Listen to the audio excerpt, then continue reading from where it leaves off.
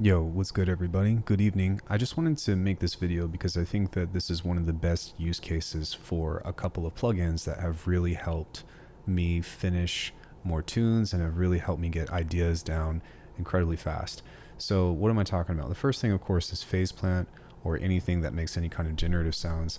This is a preset that I have on the upcoming Eternum 6, which is not going to be for any time soon, but you can use any Eternum series from 1 through 5 that's already out, but it basically sounds like this.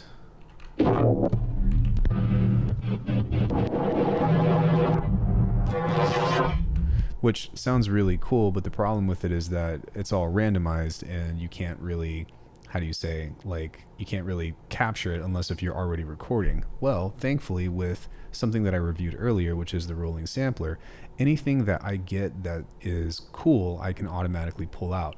But I've already covered these things, and you probably already know about everything that I have to offer if you've been to my channel before. But what I wanted to talk about is actually a specific use case and how I actually apply this to my music and why this is such a powerful tool. So essentially, within all of these sounds that we have, sorry, I'm lowering my voice because the air conditioner cut off and my partner is asleep. But essentially what we have here is a fill, and for this particular part, I'm looking for a cool sound. And so what I've done is just set both the generator and the filter on this, and I'm kind of just letting it play one after another and seeing what happens whenever I demo this. Right. So I'm not really necessarily sold on this part yet, but I mean, this is kind of what we're working on.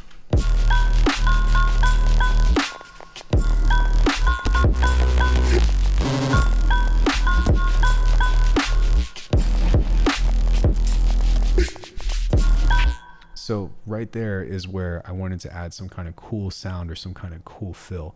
And so basically, if you have something set up that's relatively generative, and there's a bunch of different ways that you can do that, and if not, then go to alchemy.com and get my preset packs. But with the rolling sampler here, anything that comes out of this, I'm just going to keep clicking on this until I find something cool, and I'll be able to replace this with another cool sound. Okay, so something like that is super useful. So if I wanted to, I could just pull this out right here before that clap comes in, and now I can actually just pull this here and clip this over, and if we solo this,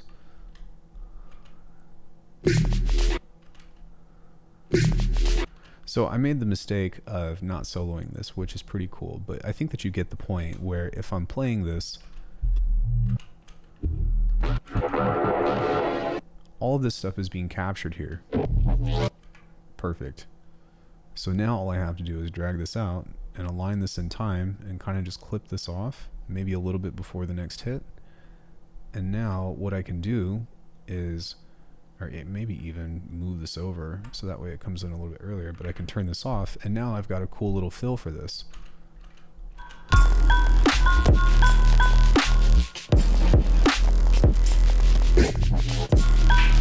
Now, I might want to do a little bit of work to it, of course. I might want to turn it up a tad or whatever, but I've got all these other sounds that I've bounced out just very quickly from pulling this directly out that are all just inspiring sounds. So, like, that sounds like a cool texture, or maybe something that we can add to a snare. You know, just really cool shit.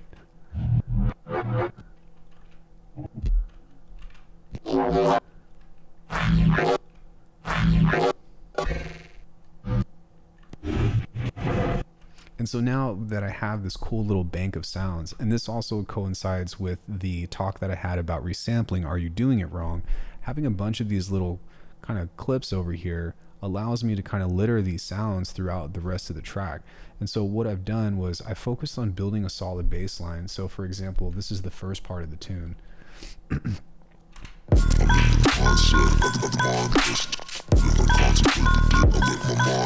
Sorry, that part's not supposed to be.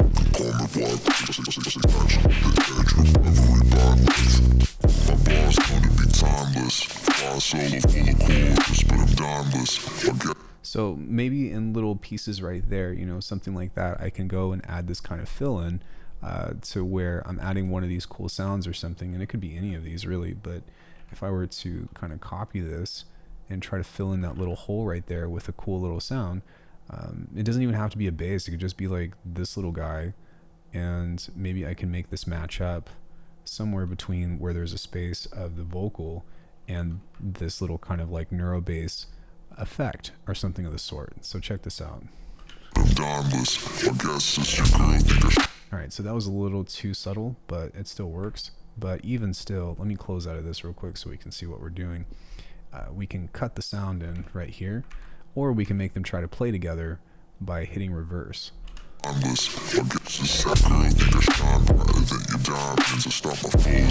Right, so it's pretty easy, and what that does is it just adds a little bit of flavor to the rest of the beat while we continue to jam out. So this is a really cool way, and I just kind of caught myself doing this, and I was like, man, this is something that's not really on the internet a whole lot, and this is one of the most useful tools in how I make the kind of music that I do, future beats, halftime, whatever the heck you want to call it. So yeah, that's pretty much it. If you guys get the chance, go check out Alckemy.com. I've got Eternum 1 through 5 available, and the rolling sampler is $20. So if you're making your own sounds that are generative or whatever, this is a gold mine, and be sure to grab it. I'll see you guys in the next one, and look forward to the tune.